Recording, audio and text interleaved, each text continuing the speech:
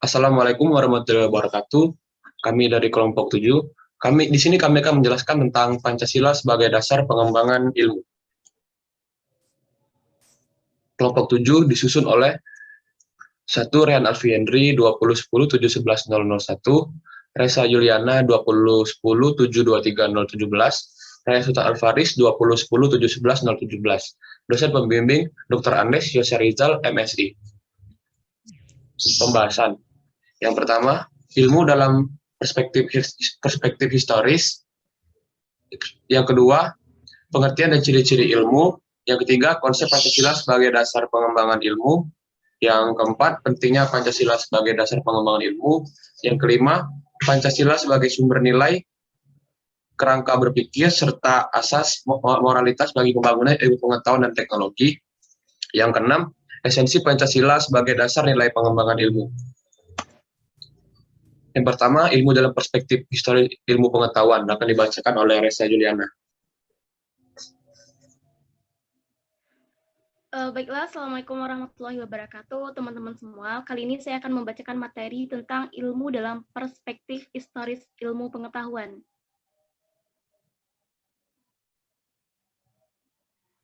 Next, moderator.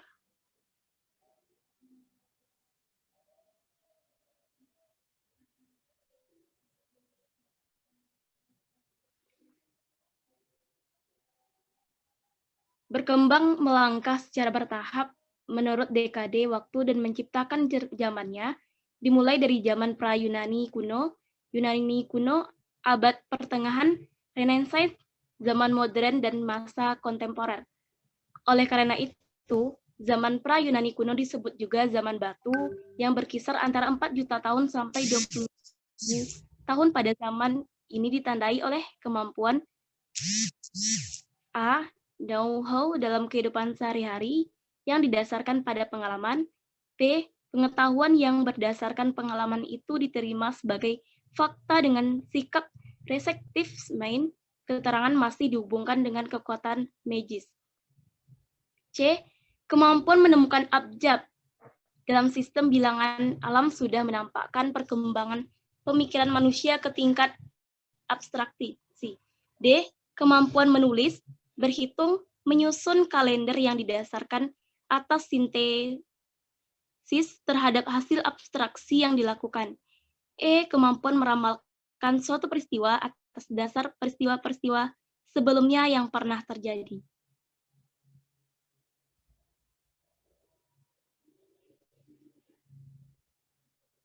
Zaman Yunani kuno pada masa itu dianggap sebagai gudang ilmu dan filsafat, karena bangsa Yunani pada saat itu tidak lagi mempercayai mitologi-mitologi, dan bangsa Yunani juga tidak dapat menerima pengalaman yang didasarkan pada sikap reseptif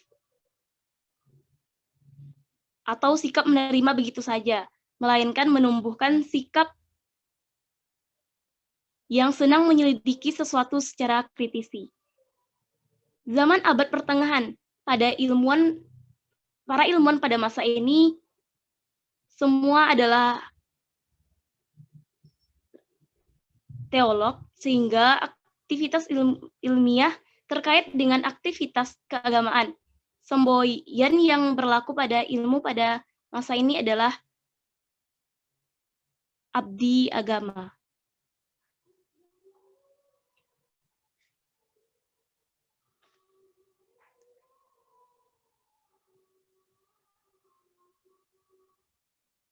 Ditandai sebagai era kebangkitan kembali, zaman Renaissance, pemikiran yang bebas dari dogma-dogma agama. Renaissance ialah zaman peralihan ketika kebudayaan abad pertengahan mulai berubah menjadi kebudayaan modern. Manusia pada zaman ini adalah manusia merindukan pemikiran yang bebas. Manusia yang ingin mencapai kemajuan atas hasil usaha sendiri, tidak didasarkan atas campur tangan ilahi. Penemuan-penemuan ilmu pengetahuan modern sudah dimulai dirintis pada zaman Renaissance. Berikutnya, zaman modern.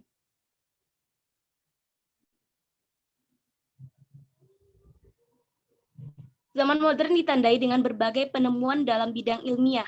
Perkembangan ilmu pengetahuan pada zaman modern sesungguhnya sudah dirintis sejak zaman Renaissance, seperti René Descartes, tokoh yang terkenal sebagai bapak filsafat modern.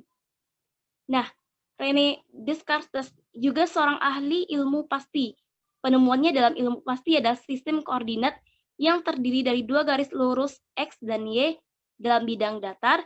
Isaac Newton dengan temuan teori gravitasi, Charles Darwin dengan teorinya struggle for life atau perjuangan untuk hidup, dan Thomson dengan temuannya elektron.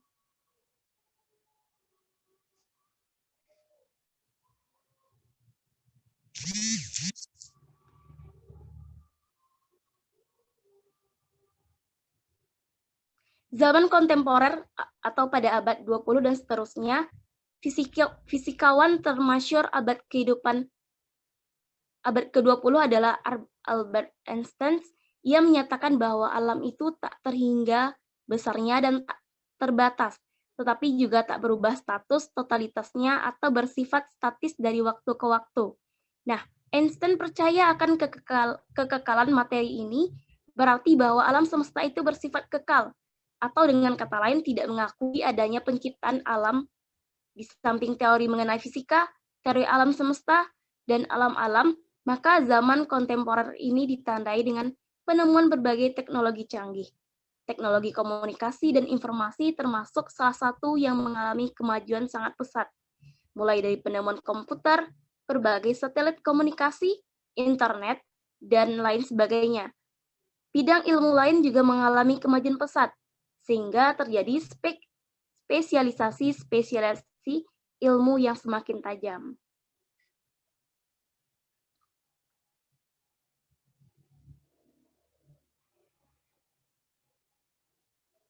Oke, materi selanjutnya yaitu pengertian dan ciri-ciri ilmu.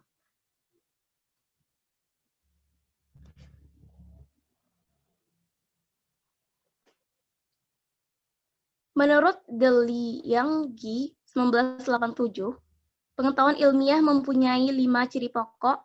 Yang pertama, empiris, sistematis, objektif, analitis, dan verifikatif. Nah, empiris itu sendiri merupakan pengetahuan yang didasarkan oleh pengamatan dan percobaan. Sedangkan sistematis yaitu berbagai keterangan dan data yang tersusun sebagai kumpulan pengetahuan itu. Objektif ilmu berdasarkan pada objek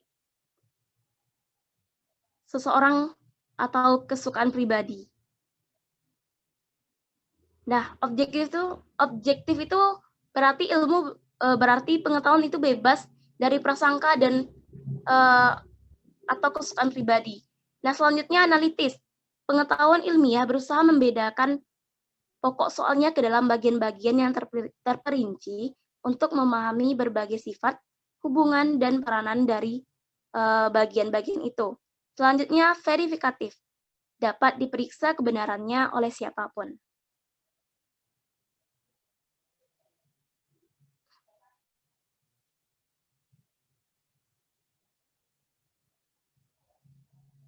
Van Melsen mengemukakan ada 8 ciri yang menandai ilmu, yaitu ilmu pengetahuan secara metodis harus mencapai suatu keseluruhan yang secara logis koheren. Selanjutnya, ilmu pengetahuan tanpa pamrih, karena hal itu erat kaitannya dengan tanggung jawab ilmunya. Selanjutnya,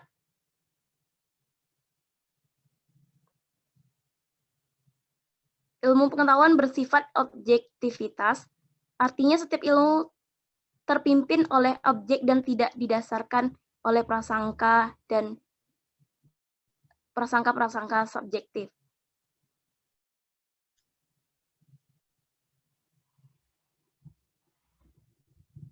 Selanjutnya, ilmu pengetahuan harus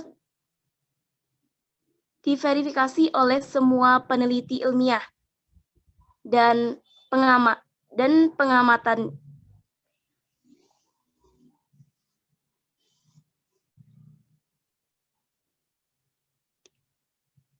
Selanjutnya, ilmu pengetahuan berciri-ciri kritis, dan ilmu pengetahuan harus dapat digunakan sebagai perwujudan kebertautan antara tokoh-tokoh, antara teori dengan praktis.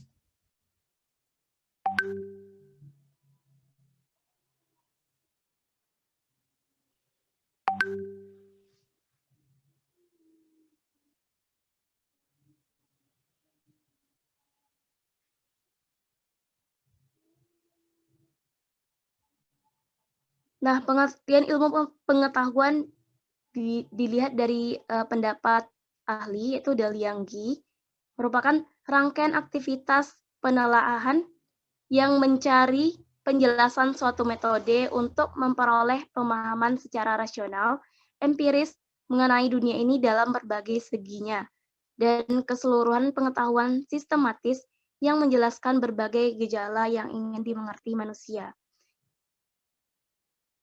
Sedangkan menurut Daud Joseph, pengertian ilmu mengacu pada 3 hal, yaitu produk, proses, masyarakat. Nah, ilmu pengetahuan sebagai produk yaitu pengetahuan yang telah diketahui dan diakui kebenarannya oleh masyarakat ilmuwan. Pengetahuan ilmiah dalam hal ini terbalas pada kenyataan-kenyataan yang mengandung kemungkinan untuk disepakati dan terbuka untuk diteliti, diuji, dan dibantah oleh seseorang.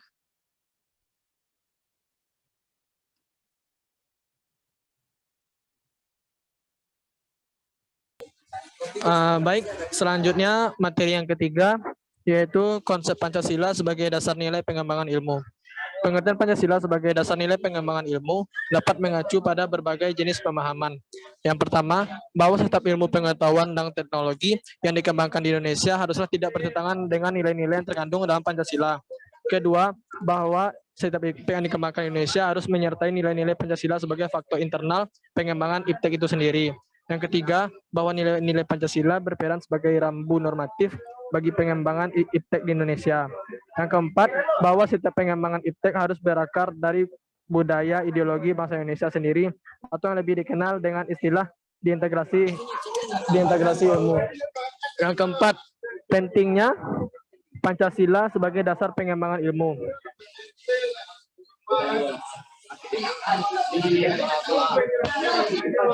Slide. Pertama, pluralitas nilai yang berkembang dalam kehidupan bangsa Indonesia dewasa ini seiring dengan kemajuan IPTEK menimbulkan perubahan dalam cara pandang manusia tentang kehidupan. Hal ini membutuhkan renungan dan refleksi yang mendalam. Yang kedua, dampak negatif yang ditimbulkan kemajuan IPTEK terhadap lingkungan hidup berada dalam titik nadi yang membahayakan eksistensi hidup manusia di masa yang akan datang. Yang ketiga, perkembangan IPTEK yang didominasi negara-negara barat. Slide Han.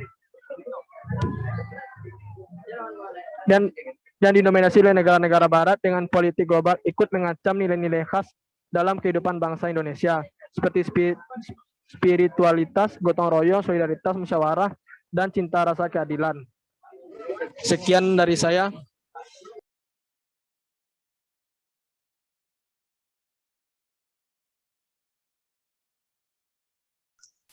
Oke, selanjutnya materi yang kelima, yaitu Pancasila sebagai sumber nilai kerangka berpikir serta asas moralitas bagi pembangunan ilmu pengetahuan dan teknologi.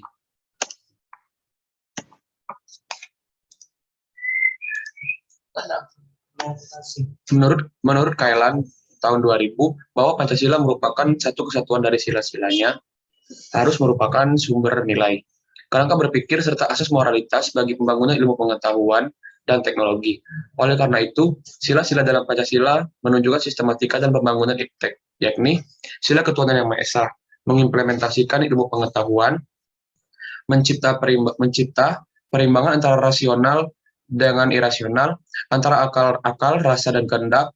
Berdasarkan sila pertama ini, IPTEK tidak hanya memikirkan apa yang ditemukan, dibuktikan, dan diciptakan, tetapi juga dipertimbangkan maksudnya dan akibatnya apakah merugikan manusia dengan sekitarnya.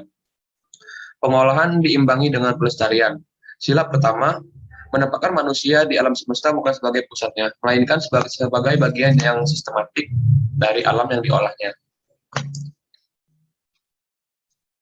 Sila kemanusiaan yang adil dan beradab, memberikan dasar-dasar moralitas bahwa manusia dalam mengembangkan iptek haruslah secara beradab.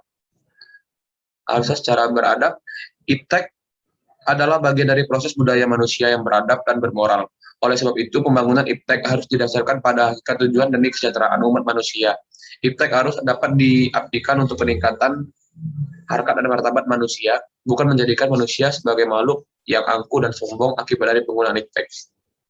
Sila Persatuan Indonesia memberikan kesadaran kepada bangsa Indonesia bahwa rasa nasionalisme bangsa Indonesia akibat dari sumbangan iptek. Dengan iptek, persatuan dan kesatuan bangsa dapat terwujud dan terpelihara. Persaudaraan dan persahabatan antar daerah di berbagai daerah terjalin karena tidak lepas dari faktor kemajuan iptek. Oleh sebab itu, harus dapat dikembangkan untuk memperkuat rasa persatuan dan kesatuan bangsa, dan selanjutnya dapat dikembangkan dalam hubungan manusia Indonesia dengan masyarakat internasional. Sila kerakyatan yang dipimpin oleh hikmat kebijaksanaan adalah permusyawaratan perwakilan, mendasari pengembangan iptek secara demokratis. Artinya setiap ilmuwan haruslah memiliki kebebasan untuk mengembangkan iptek. Selain itu, dalam mengembangkan iptek, setiap ilmuwan juga harus menghormati dan menghargai kebebasan orang lain dan harus memiliki sikap yang terbuka. Artinya terbuka untuk dikritik, dikaji ulang, maupun dibandingkan dengan penemuan teori lainnya. Sila keadilan sosial bagi seluruh rakyat Indonesia. Kemajuan iptek harus dapat menjaga keseimbangan keadilan dan dalam kehidupan kemanusiaan, yaitu keseimbangan keadilan dalam hubungannya dengan dirinya sendiri, manusia dengan Tuhannya, manusia dengan manusia lain, manusia dengan masyarakat, bangsa, dan negara, serta manusia dengan alam lingkungannya.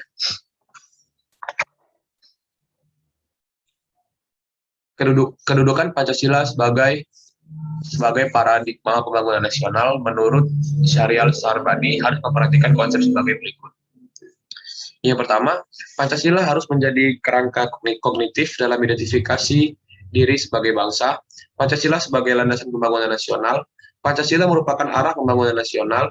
Pancasila merupakan etos pembangunan nasional. Pancasila sebagai moral pembangunan.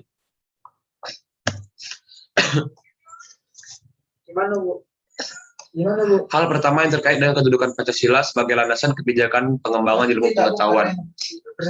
Pertama, bahwa pengembangan ilmu pengetahuan harus menghormati keyakinan religius masyarakat. Kedua, ilmu pengetahuan ditujukan bagi pengembangan kemanusiaan dan dituntun oleh nilai-nilai etis.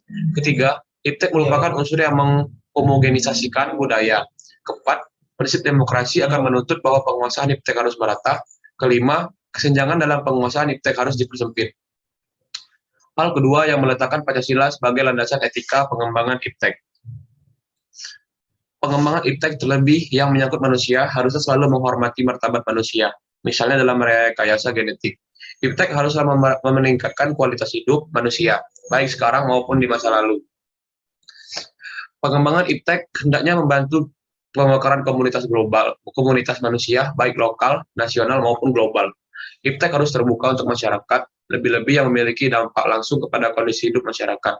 Iptek hendaknya membantu penciptaan masyarakat yang semakin adil. Materi yang keenam adalah esensi Pancasila sebagai dasar nilai pengembangan ilmu. Sila pertama, Ketuhanan Yang Maha Esa memberikan kesadaran bahwa manusia hidup di dunia, barat sedang menempuh ujian, dan hasil ujian akan menentukan kehidupannya yang abadi di akhirat nanti. Salah satu ujiannya adalah manusia diperintahkan melakukan perbuatan untuk kebaikan, bukan untuk membuat kerusakan di bumi. Tuntunan sikap pada kode etik ilmiah dan keinsinyuran, seperti menjunjung tinggi keselamatan, kesehatan, dan kesejahteraan masyarakat. Ilmuwan yang mengamalkan kompetensi teknik yang dimiliki dengan baik sesuai dengan tuntunan sikap tersebut, berarti mensyukuri anugerah Tuhan. Sila kedua, kemanusiaan yang adil dan beradab. Memberikan arahan, baik bersifat universal maupun khas terhadap ilmuwan dan ahli teknik di Indonesia. Asas kemanusiaan atau humanisme menghendaki agar perlakuan terhadap manusia harus sesuai dengan kodratnya sebagai manusia, yaitu memiliki keinginan seperti kecukupan materi, bersosialisasi, eksistensinya dihargai, mengeluarkan pendapat, berperan nyata dalam lingkungannya, bekerja sesuai kemampuannya yang tertinggi.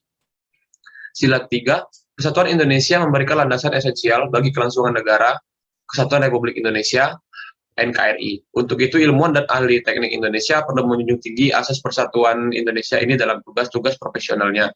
Kerjasama sinergis antara individu dengan kelebihan dan kekurangannya masing-masing akan menghasilkan produktivitas yang lebih tinggi daripada penjumlahan produktivitas individunya.